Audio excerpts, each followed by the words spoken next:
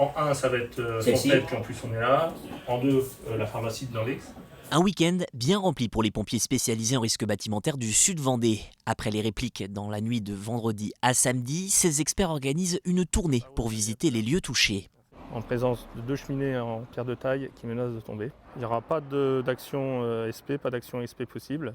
Après une première inspection, les pompiers invitent ces 2 propriétaires à se reloger. Hier soir, tout était encore OK. Et dans la nuit, vers 4 heures, là, ça a retremblé. Et je sais pas, j'ai eu un pressentiment. Je me suis dit, ça va peut-être être l'onde de trop. Donc ce matin, en me réveillant, j'ai regardé. Et malheureusement, il y a deux cheminées d'endommagés. Ce n'est que du matériel. Il n'y a pas un mort d'homme. Voilà, c'est pas. Faut rester toute raison gardée.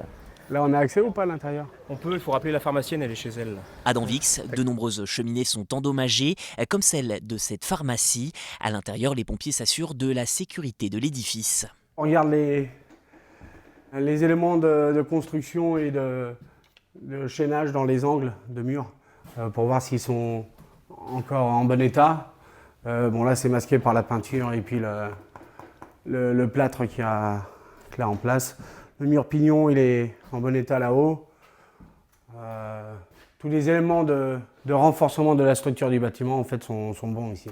Les 2 plus grosses secousses ont eu lieu à 18h38 vendredi et samedi à 4h27. De nombreux Vendéens s'en sont d'ailleurs aperçus. J'ai eu l'impression que c'était un avion qui s'écrasait dans la maison à côté. Ça a réveillé, ça fait pas mal trembler toute la maison et réveiller une bonne partie de la famille, mais on n'a pas eu de dégâts. J'avais déjà connu en Vendée un tremblement de terre en 72. Je me suis dit c'est un tremblement de terre, mais c'est très impressionnant. Ce tremblement de terre, c'est effectivement l'un des plus forts enregistrés par les 8 capteurs de cet amateur. Au niveau national, qui provoque des dégâts comme ça, à mon avis, ça va être considéré comme un des plus importants pour ces peut-être 15-20 dernières années, peut-être plus. Il faut comprendre que le dernier gros tremblement de terre en Vendée, entre guillemets catastrophique, on est en pleine terreur. Dans les années 1790. Malgré l'ampleur du phénomène, aucune personne n'a été blessée dans le département de la Vendée selon les pompiers.